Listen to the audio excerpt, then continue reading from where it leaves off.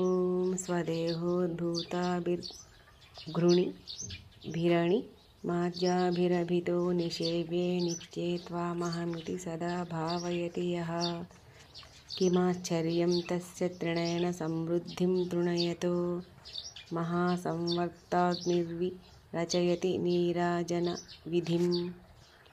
ॐ स्वदेहोद्धूताभिर्घृणिभिरणि माज्याभिरभितो निषेव्ये नित्ये त्वामहमिति सदा भावयति यः किमाश्चर्यं तस्य तृणेन समृद्धिं तृणयतो महासंवर्ताग्निर्विरचयति नीराजनविधिम्।